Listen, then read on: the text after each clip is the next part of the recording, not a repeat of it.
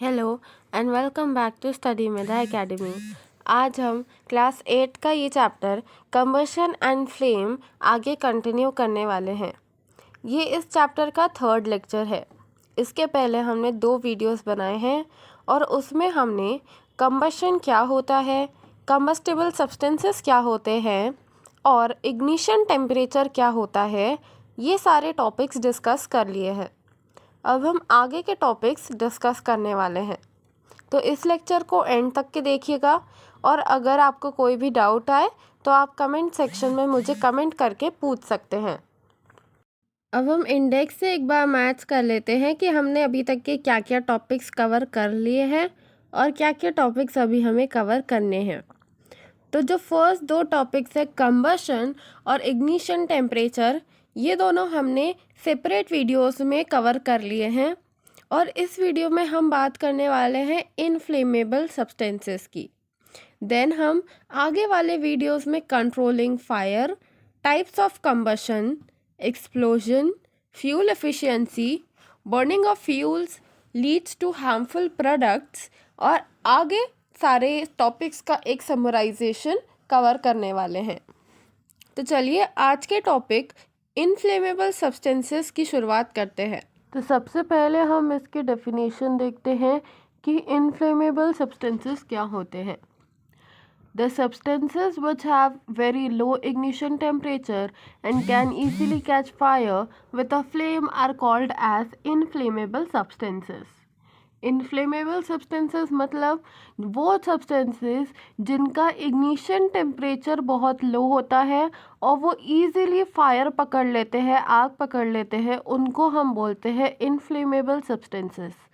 Inflammable substances या flammable substances दोनों same ही होते हैं। कई बच्चे ऐसा समझते हैं कि इनफ्लेमेबल और फ्लेमेबल अपोजिट वर्ड्स होते हैं क्योंकि इसमें इन का प्रीफिक्स लगता है, बट देन इनफ्लेमेबल और फ्लेमेबल दोनों का मतलब सेम ही होता है और दोनों का मतलब यही होता है कि ऐसे सब्सटेंसेस जो बहुत जल्दी आग पकड़ ले।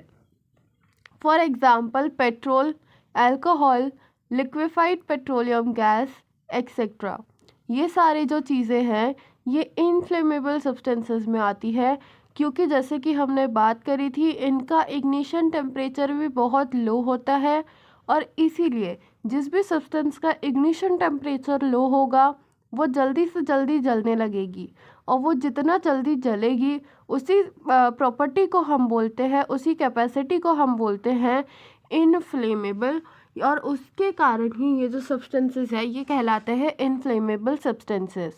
और इनके एग्जाम्पल जैसे कि यहाँ पे मैंने आपको बताए हैं, यहाँ पे सारे एग्जाम्पल्स लिखे हुए हैं petrol, alcohol, liquefied petroleum gas etcetera. अब इसके बाद में हम एक सिंपल सी एक्टिविटी परफॉर्म कर रहे हैं। यहाँ पे हम ये बताना चाह रहे हैं कि air is necessary for combustion. अगर आपको एग्ज़ाम में ऐसा क्वेश्चन आता है कि write an activity which shows या which justifies that air is required for combustion, तो आपको ये एक्टिविटी लिखनी पड़ेगी। तो इसीलिए ये एक्टिविटी इम्पॉर्टेंट है, एग्ज़ाम में आ सकती है, तो आप इस वीडियो को ध्यान से देखिएगा। तो जैसे यहाँ पे लिखा हुआ है इंस्ट्रक्शंस मैं आपको पढ़ देती हूँ।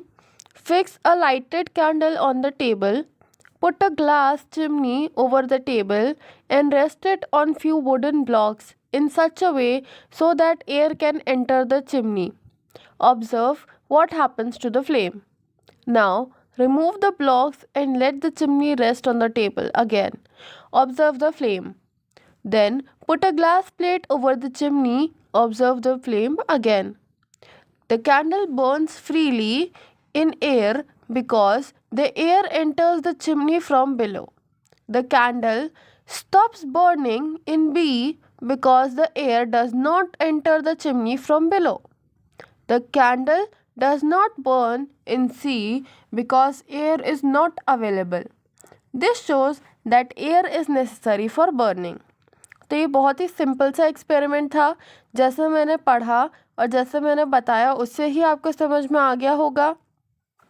सबसे पहले यहाँ पे ए बीकर में चिमनी के हेल्प से एयर को एंटर करवा रहे हैं, और इसीलिए क्योंकि एयर का प्रेजेंस है वहाँ पे एयर एंटर कर पा रही है, इसीलिए वो जो कैंडल है वो ब्लो कर रही है।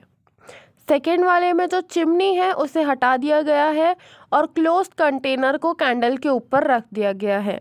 जैसे ही वो क्लोज्ड कैंडल के ऊपर रखेंगे कंटेनर हम, तो वैसे ही वो जो फायर है वो एक्सटिंग्विश हो जाएगी, जस्ट बिकॉज उसे ऑक्सीजन सप्लाई नहीं हो रहा है। देन जो थर्ड सी डायग्राम है, उसमें जो कंटेनर है वो ओपन है, पर उसके ऊपर किसी चीज़ से उसे कवर कर दिया गया है। तो अगेन जो एटमॉस्फेयर है और वो सराउंडिंग का एटमॉस्फेयर है और कैंडल है, उनके बीच में एक लेयर के जैसा एक्ट कर रहा है, और इसीलिए ऑक्सीजन सप्लाई कट जा रहा है। और जैसे ही ऑक्सीजन का सप्लाई कट ऑफ हो रहा है, वैसे ही वो फायर एक्सटिंग्विश हो रही है। तो इसीलिए ये एक्टिविटी शो करती है कि एयर इज़ मस्ट, या एयर या oxygen is required for combustion. I hope आपको ये एक्टिविटी समझ में आई होगी, और इसके पहले भी मैंने जो चीज़ें आपको समझाई वो सारी समझ में आई होगी।